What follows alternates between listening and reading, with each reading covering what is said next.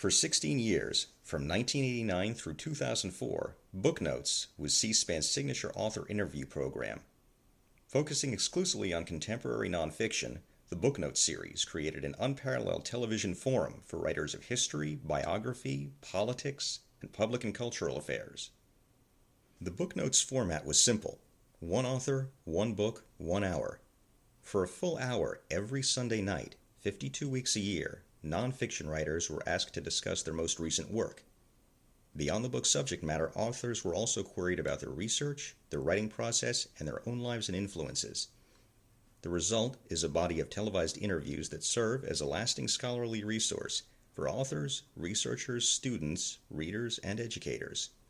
George Mason University Libraries is now adding to this trove of information by re-interviewing selected authors about their experiences as part of the Booknotes series. Hello, I'm Lindsay Besterbrucci, oral historian for George Mason University Libraries, and with me is sound engineer Robert Vey. Today is February 6, 2015, and we are recording from Fenwick Library, where we are speaking with author Frank Rich, who appeared on Booknotes on December 10, 2000, to discuss his book, Ghostlight, a Memoir. Hello, Mr. Rich. Thank you for speaking with us today. Delighted to do it. Thank you.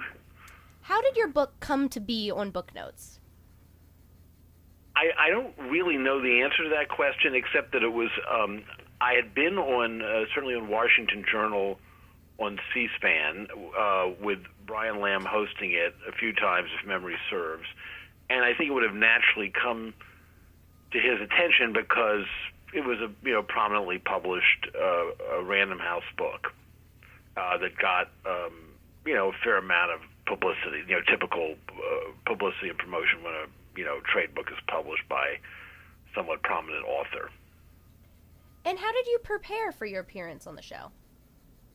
I really didn't prepare because I guess I'm fairly practiced at being interviewed, being an interviewer myself in journalism, and so I didn't do any particular preparation.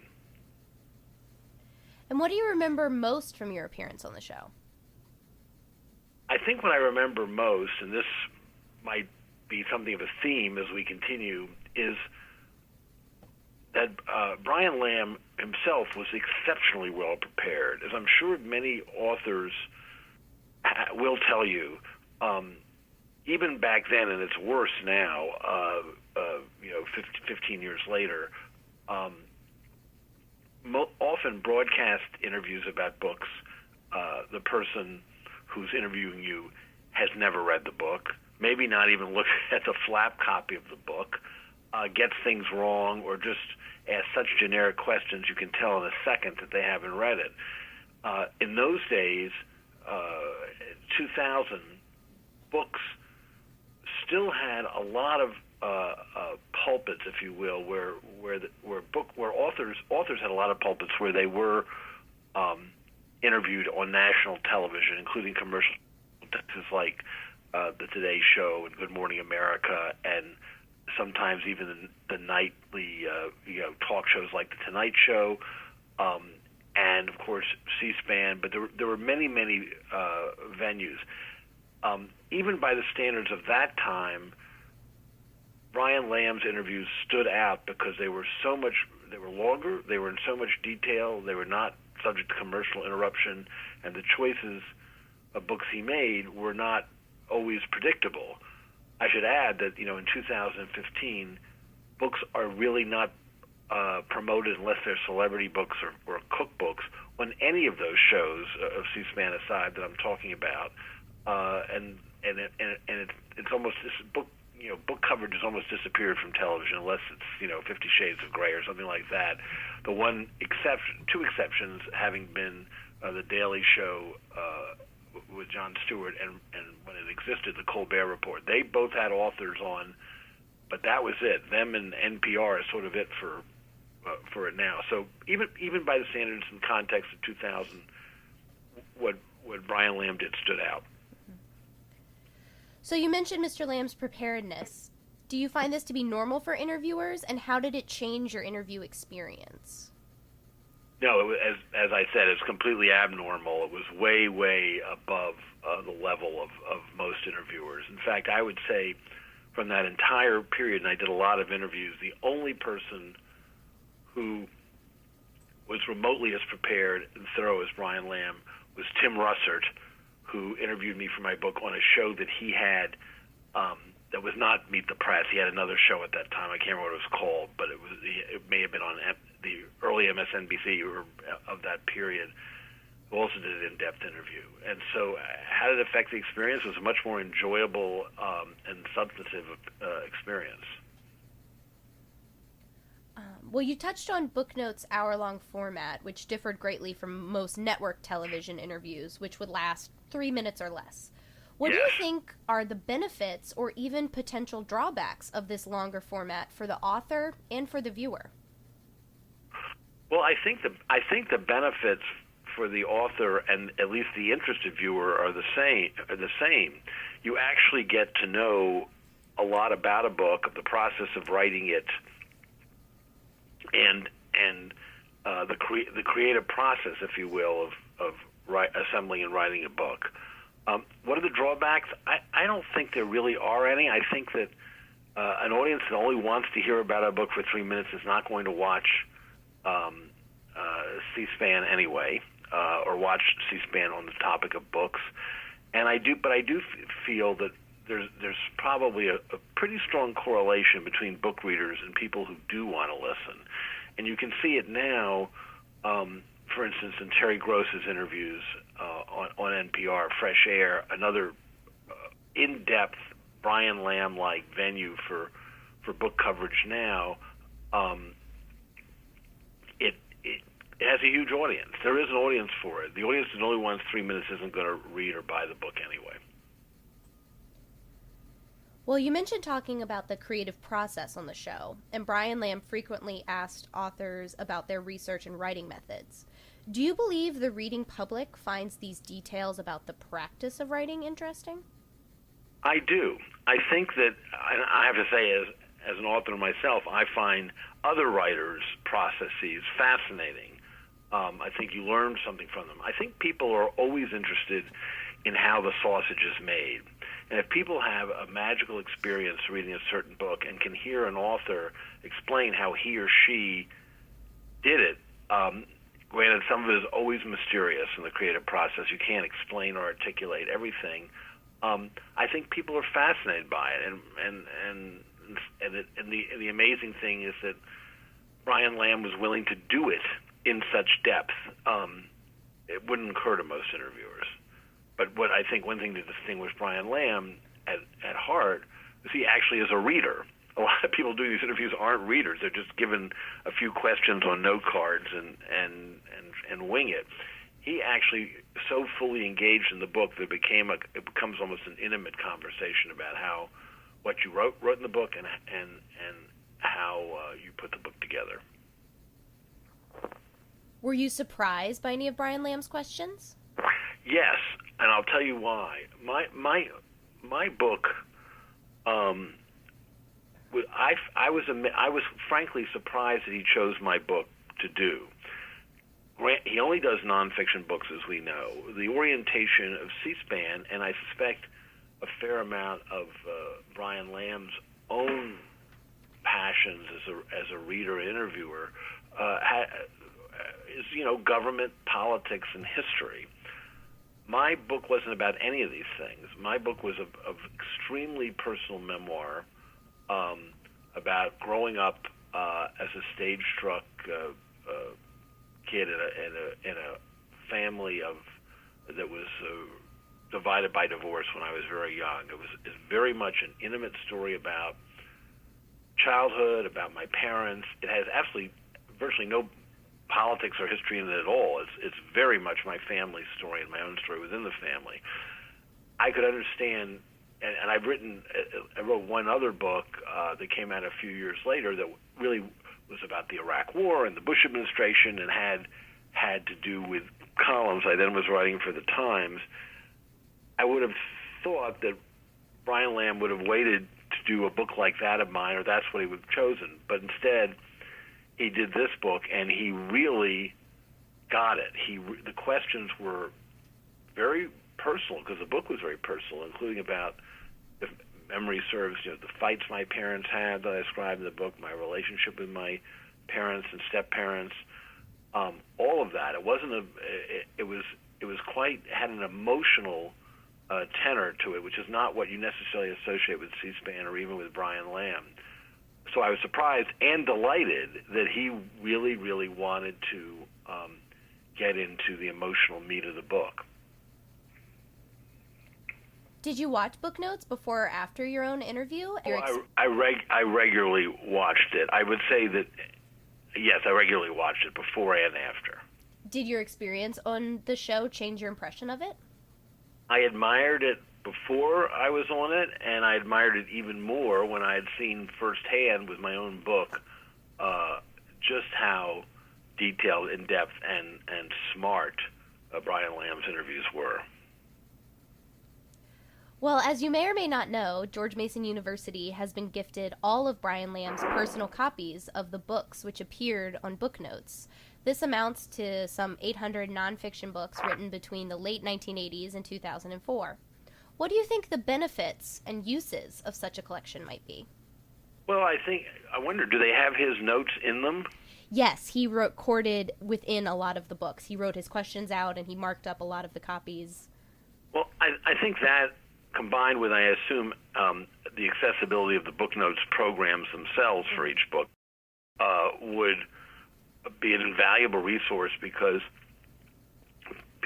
not so much necessarily because of the books he chose. Some of them may endure, some of them may be ephemeral, maybe topical at the time, who knows. But as an insight into the writing process and into how a great interviewer goes about his job, the craft of it, which is not easy. It's very if you do it as well as he did, it's a ton of preparation, a ton of work, and creativity in its own right. And I think that would be useful for future journalists and probably to some extent people who write about literature in general, including literary critics and other interviewers, obviously. Well, Brian Lamb had a rule that authors could only appear on the program once. If asked back, would you have appeared on the show for a second interview? Yes, I felt so strongly about his work, not just in Booknotes, but throughout C-SPAN and what he did, that I would always, although I'm not someone who loves to appear on TV and often says no, I always, before and after, would do everything possible if asked to appear on C-SPAN and talk to Brian Lamb, even if it wasn't about another book of mine.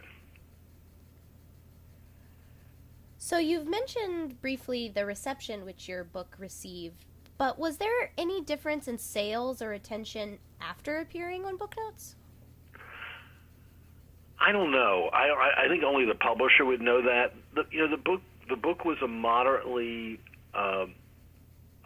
well-selling book. It didn't make the Times list, but it made the runner-up to the Times list, and it was out there. I'm not sure that it would have been possible at a time when I was doing, 8 interviews in a 2-week period, let's say hypothetically, something like that, that you could, isolate one and say it had any particular effect on it. I just have no idea. Did your experience with Brian Lamb and Booknotes cause you to rethink any of your own approaches or assumptions regarding your research or writing methods? Well,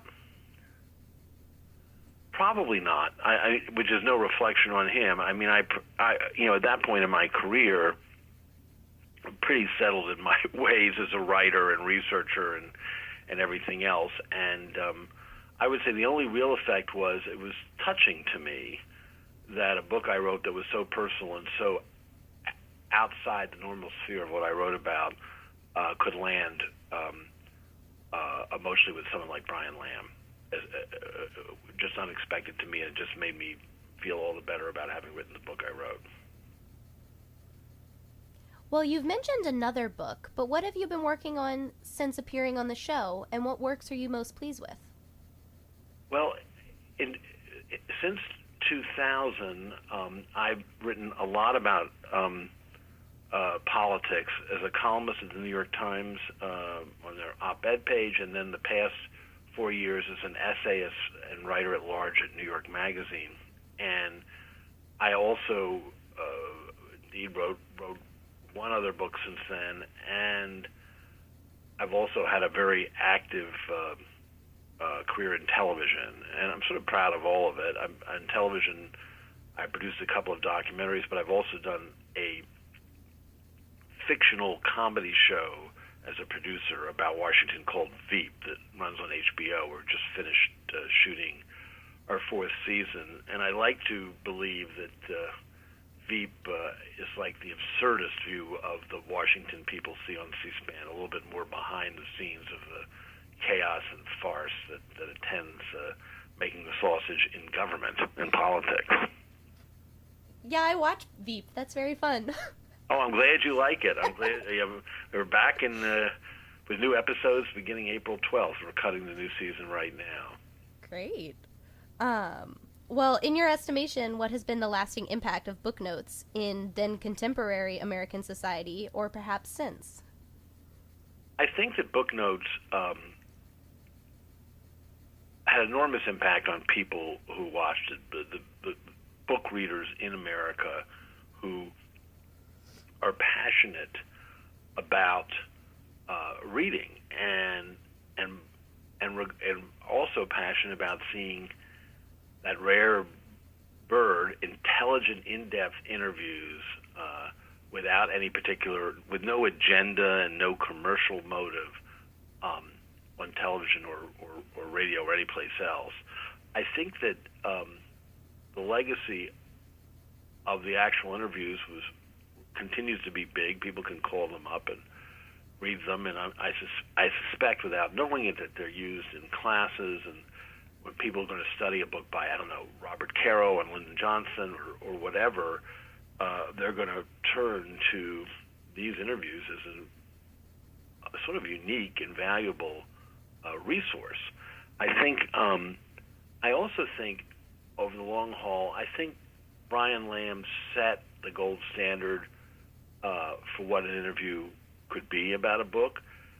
It's a standard very, very few even aspire to emulate in this culture we have now, but some do. As I mentioned, Terry Gross on NPR, and there are others who, at least sometimes locally, based on my experience, who try to do the kind of well-prepared, in-depth, and lengthy interviews that Brian Lamb did on Booknotes, and I can't imagine that they weren't influenced by his show, which was ubiquitous during its lifetime, and almost anyone of age now to be conducting these interviews would have seen it at some formative point.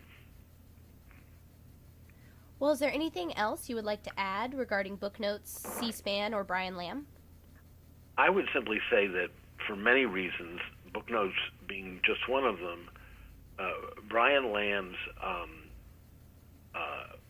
mission to create C-SPAN, the success with which he created it, its longevity, is a truly, people throw around superlatives a lot, but I think it's truly a major contribution to American cultural and political life. To have a non-commercial space, to have nonpartisan news and information with a huge fact orientation, I don't know where we'd be without it. And in the years since he created it, of course, cable television news, which was in its infancy when he began, has become, as everyone knows, more partisan, often more trivial, more driven by celebrity and entertainment values or ideology than facts and reporting. That the lasting the survival of C-SPAN and what he created is just very important to American democracy. And he created something that was such a strong institution with such values, such high values that he inculcated, that others are carrying on in his stead without destroying it, but maintaining his values. Not everyone can be a Brian Lamb in terms of the quality of their work. He may be, almost non-pariah in that sense.